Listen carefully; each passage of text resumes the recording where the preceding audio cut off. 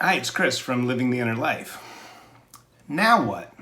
Okay, I started coming to you with a daily dose of wisdom, some little tip or tidbit that I could share that I've picked up along the way that might be useful during the lockdown, the safer at home guidelines for this coronavirus pandemic. And, well, I did. And, well, we're finding out now that some states are coming back online, some countries have gone back into business. And, well, I started the Daily Dose series back in the beginning of April because there was a lot of uncertainty with the new rules and a lot of anxiety with me too. And I wanted to share with you things I've picked up along the way that might be useful, might be practical, might just be a diversion on a daily basis. Now it seems as though we are starting to phase back into a more normal or maybe a different normal kind of life. And I'm sensing some anxiety and uncertainty because when we first were ordered for lockdown, there were very clear rules: distancing, staying at home to be safe, wear a mask, wash your hands, very clear rules, and for the most part we all seem to follow them. But now it seems like it's a free-for-all. Every state, every county, even every city, township seems to have their own ideas and rules on how to get back to business. So in a way, there might even be more uncertainty, more anxiety, because we know, at least on a gut level, that we're not going to go back 100% to the way things were. Maybe some things we shouldn't really go back to.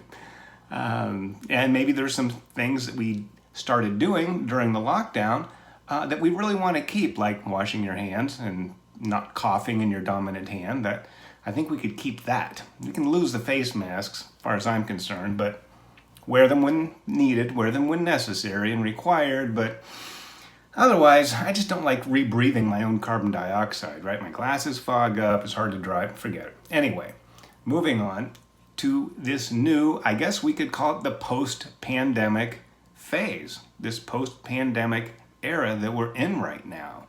Okay, it doesn't mean we're rid of it completely, but the experience of having gone through this collectively and individually is with all of us. And we move out now back into the world somewhat changed by recent events.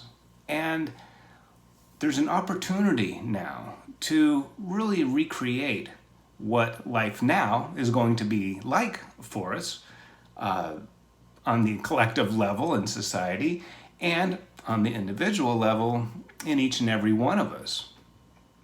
So I think I'm going to shift things around. I'll still come to you every day if you wish. I'm going to anyway. But it's not really going to be a daily dose. I think I'm going to call this series Now What? Like, now what? Really, now what? What is it going to be like now? How are we going to socially interact? How are we going to work? How are we going to teach our kids, take care of our elderly? Just about every phase of life is probably going to be at least somewhat different in some ways. So with this Now What, I want to cover things that we really, really want to get back to, and maybe very much in the same way that we did before. Being with family, visiting friends, mourning our dead. When that happens, that's a very personal and cultural thing, different ways of doing that with different cultures, but we haven't been able to do that during this time. So we want to get back to some very basic human things, okay? And there are things that we want to keep that we found out during this time, that if you can telecommute and you can work at home and you don't have to go in your job if you don't want to, well, then you don't have to spend all that time commuting and the expensive work clothes and eating out for lunch. We could maybe, for some of us who that applies, we can keep that.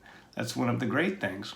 And like I said about the face masks, unless you really have to, I really kind of don't want that to stay around any longer than is necessary. But beyond that, there, like I said, is an opportunity. There are opportunities for us to recreate ourselves, our families, the way we do business, and the way we look at society. And some of these structures, government and religion, how do we worship? That was something that we really weren't allowed to do, at least collectively or in a group during the lockdown. So now what? A lot of anxiety, but I have a lot of ideas on this, and I have enough for something every day. And well, I'll just start off today, even though this is kind of the first one. It's kind of the last daily dose and the first now what episode. But I'll start with fast food. I'm not really a fast food guy. Didn't really eat too much before, although during this time I've probably eaten a little more than usual. Since you can't really go to a restaurant, it was convenient and a lot of cooking, and sometimes it's good to just hit a drive-thru and grab something on your way home. And I've noticed how, and we've all become aware that, well, these fast food workers have really been indispensable for a lot of us, okay? And maybe we took them for granted. Maybe we even saw them as lowly workers, and drive-thrus and fast food places really should be entry-level jobs unless you're in management. But maybe with this appreciation, this newfound respect we have for these workers and the work that they do, maybe we can change our behavior a little bit. Maybe we can show this respect by maybe not getting so angry when they don't quite get our order right, because people make mistakes and they go through a lot.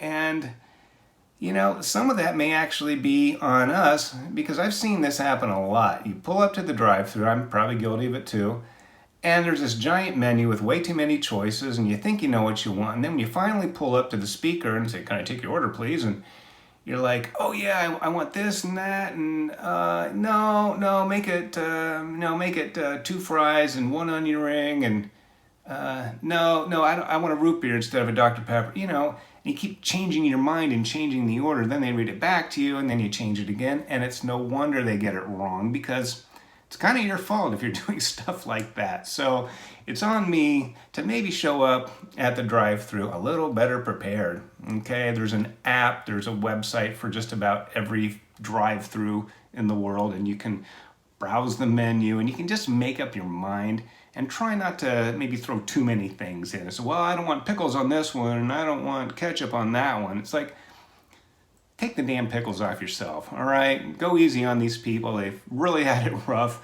And, they've actually gone into work during this lockdown time when everybody else was safer at home with the anxiety of, are they going to get sick? Are they going to bring this sickness home to their families?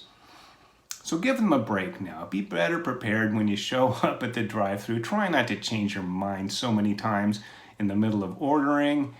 And if they don't get it right, exactly right, well, then you can scrape a little ketchup off and get on with your day and get over it. All right, so that's my little now what. So now what? Be cooler at the drive-thru. All right? I know it's an easy one, a simple one, but sometimes it's the little things, right? Okay, so that's it for today. It's a little late, it's kind of tonight.